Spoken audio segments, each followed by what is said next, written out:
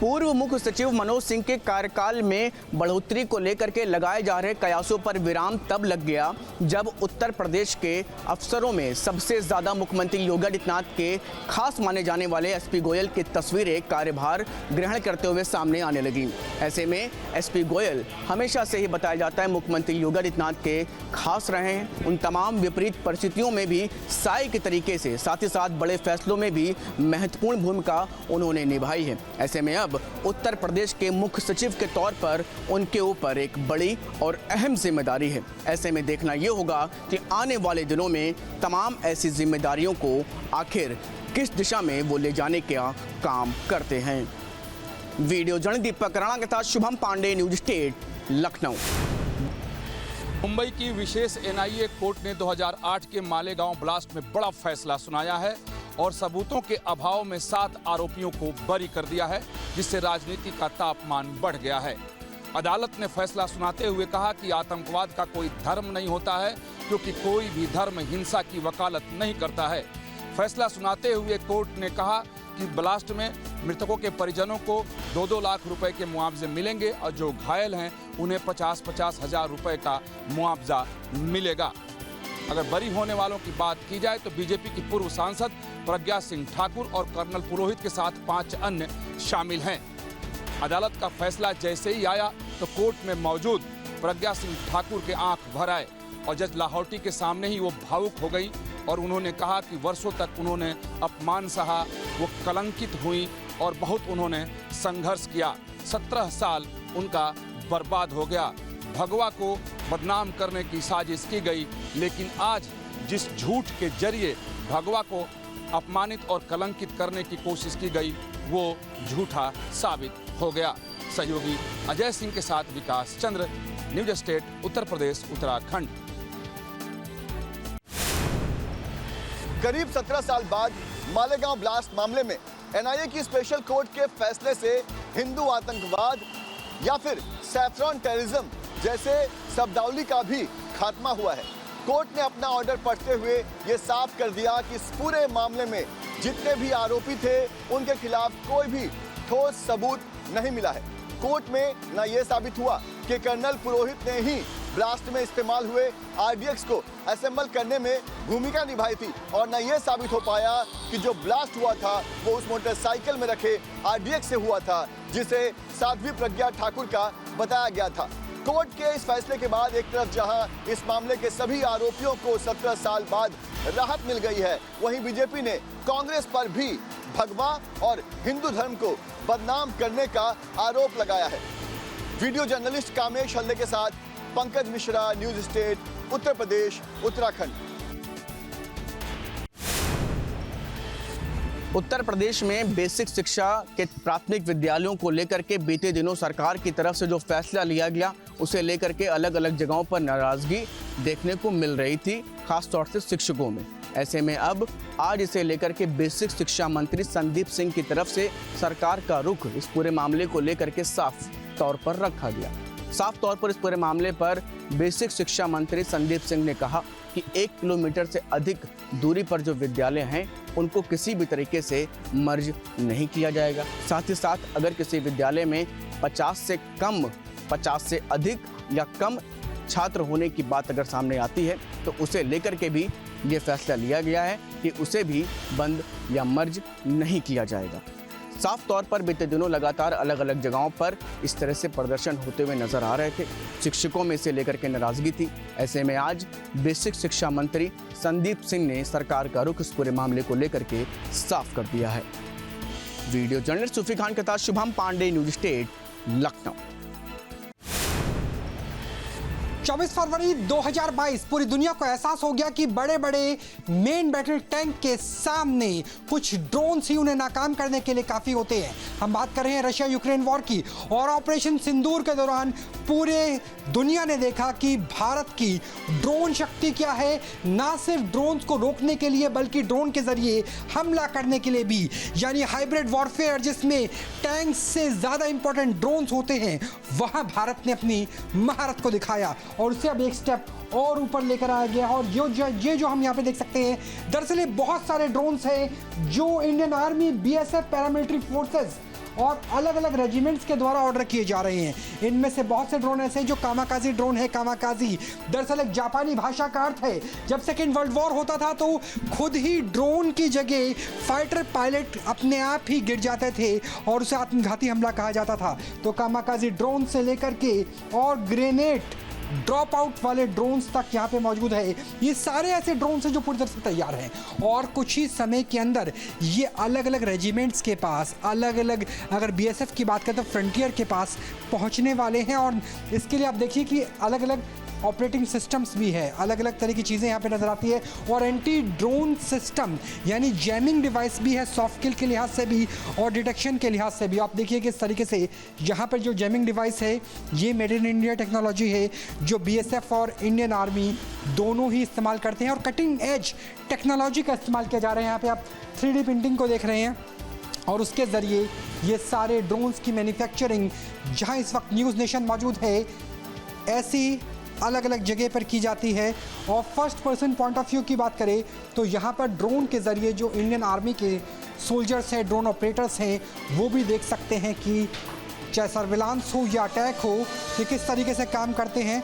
और यहाँ भी हम दूसरा एक सर्वर देख पा रहे हैं जिसमें 3D प्रिंटिंग की जा रही है कि hello, thank you Rahul sir. Sir ये आप देख रहे हैं तो यहाँ पे हम कार्बन फाइबर सीट काट रहे हैं क्योंकि आप जितने भी फ्रेम देख रहे हैं मेड इन इंडिया फ्रेम के लिए हम लोग डिज़ाइन यहीं पे करते हैं और इस मशीन के थ्रू हम उससे कट करते हैं। ड्रोन्स का पूरा यहाँ पर स्टडी भी की जा रही है, निर्माण भी किया जा रहा है क्योंकि जो आगे का वॉरफेयर होगा वो टेक बेस्ड वॉरफेयर होगा और उसके लिए तैयारी भारत की कैसी है, खासतौर पर ऑप सिंदूर के बाद किस तरह के नए ड्रोन्स आए हैं वो आपको दिखाए हैं। बिहार चुनाव में एक बार फिर से अब मुख्यमंत्री नीतीश कुमार और देश के प्रधानमंत्री नरेंद्र मोदी की तस्वीर जो है वो एक साथ दिखने लगी है। इस बार जनता दल यूनाइटेड ने पोस्टर लगाया है जिसमें बिहार के मुख्यमंत्री नीतीश कुमार और देश के प्रधानमंत्री नरेंद्र मोदी की एक साथ तस्वीर लगाई गई है। देखिए ये 4 बैनर जो है वो पटना के वीर चंद्र पटेल मार्ग पर लगाए गए हैं जिसमें आप देख सकते हैं जनता दल यूनाइटेड का सिंबल लगा हुआ है। एक तरफ प्रधानमंत्री और एक तरफ मुख्यमंत्री की तस्वीर है। पहला जो होर्डिंग लगाया गया उसमें लिखा गया है लग रहे उद्योग, मिल रहा रोजगार, फिर से एनडीए सरकार। और दूसरी तरफ महिलाओं की जय जयकार, फिर से एनडीए सरकार।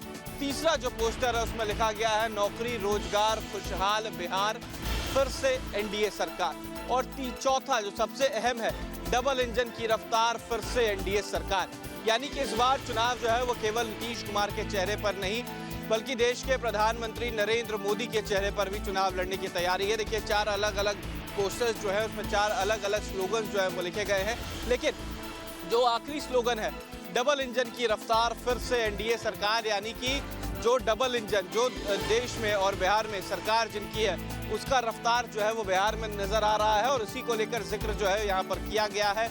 यहाँ पर आप देख सकते हैं 4 अलग अलग पोस्टर्स जो है वो लगाए गए हैं और चारों पोस्टर्स में मुख्यमंत्री नीतीश कुमार और देश के प्रधानमंत्री नरेंद्र मोदी की तस्वीर लगाई गई है। और इस तस्वीर के साथ ये बताने की कोशिश की जा रही है कि बिहार में जो गठबंधन की सरकार है उसके नाम पर चुनाव जो है वो नीतीश कुमार लड़ेंगे और केवल चेहरा नीतीश कुमार ही नहीं देश के प्रधानमंत्री नरेंद्र मोदी भी होंगे। वीडियो जर्नलिस्ट सतिन कुमार के साथ उत्कर्ष, पटना। बिहार में एसआईआर के मुद्दे पर संसद भवन में एक बार फिर से इंडिया गठबंधन के तमाम सांसद प्रदर्शन कर रहे हैं। संसद भवन के मकरद्वार पे इस वक्त आप तस्वीरों में देखिए कि प्रियंका गांधी सबसे पहले आपको दिखाई देंगी। बैनर पोस्टर लेके प्रियंका गांधी खड़ी है। एसआईआर लोकतंत्र पे वार, इसके अलावा तमाम इंडिया गठबंधन को जो नेता हैं, जो सांसद हैं, वो हाथों में पोस्टर लेके प्रदर्शन कर रहे हैं कि एसआईआर को बर्दाश्त बिहार में हम नहीं करेंगे। संसद के भीतर और संसद के बाहर लगातार एसआईआर के मुद्दे पर इंडिया गठबंधन के नेता प्रदर्शन कर रहे हैं और मांग कर रहे हैं कि एसआईआर को तत्काल प्रभाव से बिहार में रोक लगानी चाहिए क्योंकि इतने कम वक्त में मुकम्मल तौर पे एसआईआर नहीं हो सकता है। बारिश के मौसम में एसआईआर नहीं हो सकता है। लेकिन वहीं दूसरी ओर चुनाव आयोग का तर्क है कि चुनाव से पहले निष्पक्ष और शुद्ध मतदाता सूची बेहद जरूरी है। यानी कुल मिलाकर जो अदालत में भी इसकी लड़ाई चल रही है विपक्ष की ओर से और दूसरी ओर संसद भवन में भी इस पूरे मामले पर आर पार की लड़ाई में विपक्षी पार्टियां दिखाई दे रही हैं। अब देखने वाली बात यही होगी कि एसआईआर के मुद्दे पर क्या सदन में चर्चा होती है, क्योंकि वहीं भारतीय जनता पार्टी और सरकार का कहना है कि चुनाव आयोग ऑटोनोमस बॉडी है, लिहाजा ऑटोनोमस बॉडी है तो पक्ष कौन रखेगा सदन के भीतर, तो कुल मिलाकर आर पार की लड़ाई पक्ष और विपक्ष में इस मसले पर दिखाई दे रही है। संसद भवन से मोहित राज दुबे, दिल्ली। नोएडा सहित दिल्ली एनसीआर में बीती रात से बारिश होने के चलते जगह जगह जल भराव की समस्या हो गई है। नोएडा के सेक्टर 82 अंडरपास पर हम मौजूद हैं और इस अंडरपास में पानी भर गया है। पानी भरने से आने वाली जो गाड़ियां हैं उनको खासी समस्याओं का सामना करना पड़ रहा है। मेरे पीछे आप देखेंगे ये अंडरपास है और इसमें पूरी तरीके से ये जलमग्न हो चुका है। पानी की निकासी को लेकर तमाम तरीके के उपाय करने का दावा नोएडा प्राधिकरण के अधिकारियों की तरफ से किया गया था और कई महीनों तक मशक्कत करने का भी दावा था। करोड़ों रुपया नालों की सफाई और जल निकासी में खर्च भी किया गया नोएडा प्राधिकरण की तरफ से, लेकिन बारिश होने के बाद इसी तरीके के जो हालात हैं वो अलग अलग इलाकों में बने रहते हैं। बारिश होने के बाद तापमान में ज़रूर गिरावट दर्ज की गई है। उमस भरी गर्मी से लोगों ने राहत महसूस की है, लेकिन जो जलभराव जैसी स्थिति है उससे जो परेशानियां हैं वो ज़रूर बढ़ गई हैं। चाहे गाड़ियों की बात कर लें, दोपहिया वाहनों की बात कर लें, तमाम लोगों को खासी दिक्कतों का सामना करना पड़ रहा है और रफ्तार पर ब्रेक लगता हुआ नज़र आ रहा है। जैसे जैसे दिन होगा तमाम लोग अपने दफ्तरों के लिए निकलेंगे और उनको जल भराव के चलते जाम की समस्या से ज़रूर दो चार होना पड़ेगा और तमाम जो गाड़ियां हैं वो इसी तरीके से रेंग कर चलने के लिए मजबूर होंगी। हालांकि जो अधिकारी थे उन्होंने दावा जरूर किया था कि बरसात से पहले जल भराव ना हो शहर में, उसको लेकर तमाम जो काम हैं वो करा लिए गए हैं। बावजूद उसके इस तरीके की तस्वीर अलग अलग इलाकों में सामने आ रही है। वीडियो जर्नलिस्ट विकास झा के साथ अमित चौधरी, न्यूज़ स्टेट नोएडा। देर रात हुई बारिश ने नगर निगम के उन तमाम दावों की पोल खोल के रख दी है जो गाजियाबाद नगर निगम लगातार करता आता है कि बारिश पड़ने पर जलभराव नहीं होगा। इस वक्त हम गाजियाबाद के गौशाला फाटक अंडरपास में मौजूद हैं और इस अंडरपास की जो तस्वीरें हमने भेजी थी, दरअसल 10 फीट से भी ज़्यादा पानी इस अंडरपास के अंदर भर गया था, जिसको धीरे धीरे निकाला गया मोटर की सहायता से। और अगर मैं निशान दिखाऊं तो जो आप अंडरपास देख रहे हैं उस अंडरपास के ऊपर की दीवार तक जो पानी था वो पहुंच गया था और अभी भी जो पानी है वो गंदा पानी भरा हुआ है। लोग बाग परेशान हो जाते हैं क्योंकि ये अंडरपास सीधा शहर की कनेक्टिविटी को विजयनगर एरिया से कनेक्ट करता है और ऐसे में जब इसमें पानी भर जाता है तो उसके बाद कनेक्टिविटी पूरी तरह से बाधित हो जाती है और लोग बाग परेशान हो जाते हैं।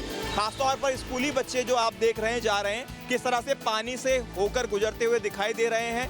जूतों में भी पानी भर रहा है क्योंकि अभी भी यहाँ पर गंदा पानी भरा हुआ है और पूरे इलाके का जितना भी सीवर का पानी है वो इसी अंडरपास के अंदर आकर जमा हो जाता है और ये समस्या लगातार बनी हुई है।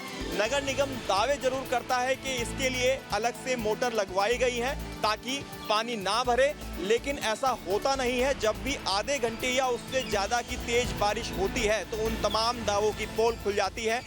खाली ये तस्वीरें गौशाला अंडरपास की नहीं, शहर के अलग अलग इलाकों से इसी तरह की तस्वीरें निकलकर सामने आई हैं जहां पर किसी निजी सोसाइटी के बेसमेंट में पानी भर गया है तो कहीं पर जो प्लांट लगे हुए हैं उनमें पानी भर गया है, यहाँ तक कि बिजली घर के अंदर भी पानी भर गया है। इस तरह की तस्वीरें पूरे शहर से निकलकर सामने आई है। इनसे बात कर लेते हैं। बाबू जी क्या कहना चाहेंगे? बहुत बुरा हाल है, पैदल जाने को रास्ता नहीं है। कैलाश नगर बिल्कुल खराब हुआ पड़ा, सारा जगह जगह पानी भरा हुआ है। पूरे में सारे रोड खोद दिया, कहीं भी निकलने को रास्ता नहीं है। पूरे तो पूरा 10 फीट तक पानी भर जाता है ऊपर तक। यहाँ तो पूरा ऊपर तक सुबह ऊपर तक पानी था, पूरा ऊपर तक पानी भरा हुआ। कैसे निकला पानी? निकाला कैसे गया? ट्रैक्टर आया था, ट्रैक्टर ने पानी खींच के बाहर निकाला। तो नगर निगम ने भेजा यहाँ पर ट्रैक्टर और उसके बाद पानी को निकाला गया, लेकिन अभी भी पानी यहाँ पर भरा हुआ है और इन्होंने समस्या बताई कि पूरे शहर भर में जगह जगह पर इसी तरह से जल भराव की समस्या है जिससे लोगों को दो चार होना पड़ रहा है। वीडियो जर्नलिस्ट ज्ञानेंद्र के साथ हिमांशु शर्मा, न्यूज़ स्टेट गाजियाबाद। राजधानी दिल्ली में आज के दिन की शुरुआत झमाझम बारिश के साथ हुई। आपको बताएं कि दिल्ली में मॉनसून चल रहा है और इस बीच लगातार जो गर्मी ह्यूमिडिटी है वो बढ़ती हुई नज़र आ रही थी, लेकिन आज मंगलवार को सुबह से ही जो है वो झमाझम बारिश शुरू हो गई। इस वक्त हम सेंट्रल दिल्ली में मौजूद हैं और आप तस्वीरों में देख सकते हैं किस तरीके से यहाँ पर झमाझम बारिश होते हुए आपको नज़र आएगा, जिससे लोगों को गर्मी से राहत तो मिलेगी ही, और इसके साथ ही साथ आपको बताएं कि तापमान में करीब 2 से 3 डिग्री की गिरावट जो है वो भी दर्ज की जाएगी। मौसम विभाग ने जो है वो ये बताया है कि दिल्ली के कई अलग अलग इलाकों में आज मौसम विभाग ने चेतावनी भी जारी की है कि हल्की से मध्यम स्तर की बारिश जो है वो देखने को मिलेगी, जिससे ह्यूमिडिटी थोड़ी सी बढ़ जाएगी, लेकिन तापमान में गिरावट ज़रूर होगी और आने वाले दिनों में भी दिल्ली के अलग अलग इलाकों में बारिश देखने को मिलेगी। आपको ये बताएं कि आज सुबह से ही आसमान में बादल छाए हुए थे और अब यहाँ पर बारिश जो है वो शुरू हो गई है। वीडियो जर्नलिस्ट विकास झा के साथ विशाल पांडे, दिल्ली।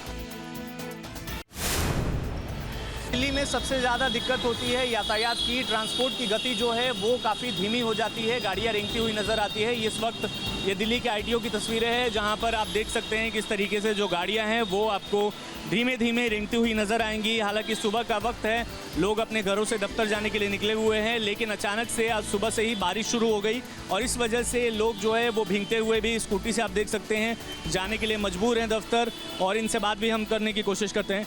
आज तो आप भीग गए, कहाँ जा रहे हैं? कन्नाट प्लेस।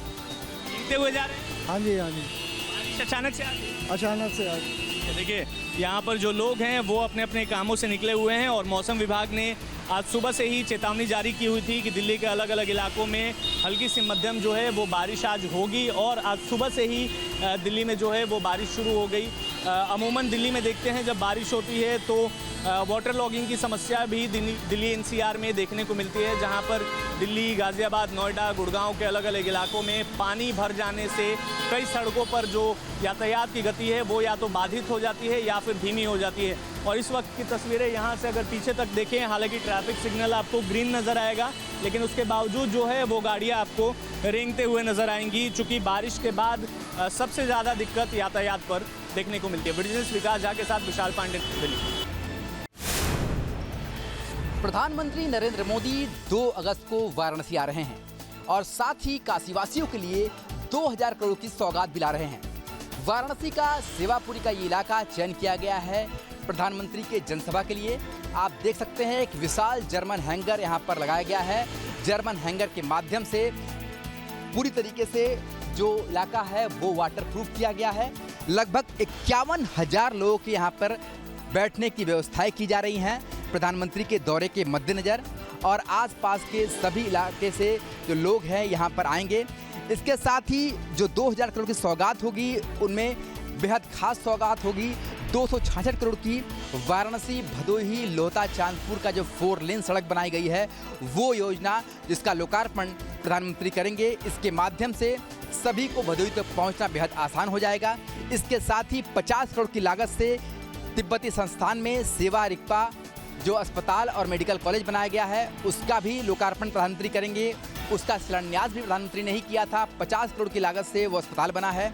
इसके साथ ही कई और परियोजनाएं हैं जिसका लोकार्पण प्रधानमंत्री करेंगे। लगभग 687 करोड़ की 16 परियोजनाओं का लोकार्पण प्रधानमंत्री करेंगे। इसके अलावा बाकी और भी परियोजनाएं हैं जिसका शिलान्यास प्रधानमंत्री को करना है। तो प्रधानमंत्री 2 अगस्त को तोहफों की सौगात लेकर वाराणसी आएंगे, जहां इसी स्टेज से, जहां मैं खड़ा हूं, इसी स्टेज से जनता को 2000 करोड़ की सौगात देंगे और इसके साथ ही उनका जो उद्बोधन भी है वो यहीं से काशीवासियों और देश के प्रति होगा। तो फिलहाल वाराणसी के सेवापुरी में तैयारियां लगभग पूरी हो चुकी हैं प्रधानमंत्री के आगमन के लिए, और अब इंतजार है 2 अगस्त का, जब प्रधानमंत्री खुद यहां पर वाराणसी के सेवापुरी में जनसभा को संबोधित करेंगे और करोड़ों की सौगात काशीवासियों को देंगे। वीडियो जर्नलिस्ट शिवम मिश्रा के साथ सुशांत मुखर्जी, न्यूज़ 8 वाराणसी। ड्रोन की दहशत या फिर कबूतरबाजी, रात के समय में कबूतर में लाइट लगा करके उड़ाना और फिर लोगों को परेशान करना, इसके पीछे की सच्चाई क्या है? ग्राउंड जीरो पर इस समय हम मौजूद हैं जटवाड़ा में, जो कि मुजफ्फरनगर से करीब 30 किलोमीटर दूर है, और यहां पर भी बताया गया कि ड्रोन की दहशत है। लोग रात भर जा करके अपने घरों की सुरक्षा कर रहे हैं। सबसे पहले तो आप तस्वीरें आप देखिए, ये जटवाड़ा गांव है और जटवाड़ा गांव के पास में ककरौली है। ककरौली में भी और जटवाड़ा में भी ड्रोन देखे गए, लेकिन पुलिस ने जब 2 लोगों को पकड़ा तो सामने आया दरअसल कबूतरबाज जो थे वो लाइट लगा करके कबूतर को रात में उड़ाने का काम करते थे और उसको ही ड्रोन लोग समझ करके दहशत में रहते थे। लेकिन ग्राउंड पर सच्चाई क्या है इसको समझने के लिए जटवाड़ा में हम आ गए। जटवाड़ा में कुछ लोग हमारे साथ यहाँ पर जुड़ेंगे और हम इनसे जानने की कोशिश करेंगे कि दरअसल वो ड्रोन है या फिर कबूतरबाजी जो की जा रही थी, शरारती तत्वों ने कबूतरबाजी की और उसमें जो है इसी तरह के आप कबूतर देखिए, इस तरह के जो उड़ते हुए कबूतर आपको सामने दिखाई दे रहे हैं। अभी तो ये इस समय रोशनी है, लेकिन जब ये रात में कबूतर हालांकि उड़ते नहीं हैं, अमूमन देखा जाता है दिन में ही कबूतर निकलते हैं, रात में होते नहीं। लेकिन जो शरारती तत्व हैं वो कबूतर में लाइट बांधते हैं और लाइट बांध करके उसे उड़ाने की कोशिश की और उसमें 2 लोगों को पकड़ा भी गया, पुलिस ने पकड़ा। लेकिन क्या वास्तव में सिर्फ कबूतर है या फिर ड्रोन भी है? नाम क्या है सर आप? जी नवाब अली। साहब हम कहाँ पे खड़े हैं? ये गांव जटवाड़ा है, थाना ककरौली, जनपद मुजफ्फरनगर। ये बताइए कि ड्रोन की दहशत को लेकर के न्यूज़ नेशन ने पहले भी खबरें दिखाई, अभी क्या स्थिति है? क्या अभी भी ड्रोन देखे जा रहे हैं या फिर वो कबूतर है जो कि रात में लोगों ने उड़ाए? देखिए कबूतर की तो ये 2 दिन पहले की घटना है। ये गांव के शरारती बच्चे थे, उन्होंने शरारत कर दी इस तरह से। लेकिन उसके बाद भी, ये घटना होने के बाद भी कल रात में इसी तरह का एक कोई उपकरण सा दिखाई दिया है लोगों को। तो गांव वाले लोग दहशत में भी है, सारी रात जाग के अपने घरों की रखवाली कर रहे हैं, बच्चे दहशत में हैं। हाँ, यहाँ पर जो लोग मौजूद हैं ये हम नहीं कह रहे हैं, यहाँ के स्थानीय लोग कह रहे हैं जो जटवाड़ा के रहने वाले हैं। प्रधान भी हमारे साथ मौजूद हैं। ये कह रहे हैं कि जो कबूतर है वो कबूतर तो कुछ शरारती तत्वों ने उड़ाया ही, और ये कहा जा रहा है कि उनको इस काम में मजा आता था इसलिए उन्होंने इस तरह की चीजें की जो अफवाह फैली हुई थी। लेकिन इनका ये भी कहना है कि इसके अलावा भी कुछ चीजें हैं, यानी कि ड्रोन है, जिसकी वजह से ये लोग दहशत में हैं, रात में सोते नहीं हैं, देर देर तक जाग करके अपने घरों की रखवाली करते हैं। वीडियो जर्नलिस्ट प्रेम शंकर के साथ सैयद आमिर हुसैन, जटवाड़ा। धर्मांतरण का खेल खेलने वाले डॉक्टर नईम उर्फ पीर बाबा की गिरफ्तारी हो चुकी है। पुलिस लगातार पूछताछ कर रही है। इसके साथ ही उसके मोबाइल और उसके पास से जो इलेक्ट्रॉनिक डिवाइस बरामद हुए हैं उन सभी को सर्विलांस पे लगा दिया गया है। पुलिस का कहना है कि फिलहाल जो चीजें सामने आई है उसके अनुसार वो किस तरीके से पीड़ित को डरा धमका कर न सिर्फ इस्लाम कबूल कराना चाहता था बल्कि उससे निकाह करने की भी फिराक में था। पर इस वक्त उससे पूछताछ हो रही है। क्या इस पीर बाबा के तार कहीं और से जुड़े हैं या इसके पीछे कोई गैंग काम कर रहा है? इस पर पुलिस लगातार पूछताछ कर रही है। पुलिस का साफ तौर पर कहना है कि सर्विलांस पर उसके सारे नंबर्स को लगा दिए गए हैं और उसके आसपास भी जहां वो रहता था पूछताछ लगातार की जा रही है। और पीड़ित ने जो बयान दिए हैं उसके आधार पर मुकदमा पंजीकृत कर उसका गिरफ्तारी कर लिया गया है। अब देखने वाली बात यह होगी कि पुलिस जब पूछताछ पूरी कर लेती है तो उसमें और क्या कुछ निकल कर सामने आता है और इसके तार और कहां-कहां जुड़े हुए हो सकते हैं। वीडियो जर्नलिस्ट शिवम मिश्रा के साथ सुशांत मुखर्जी, न्यूज़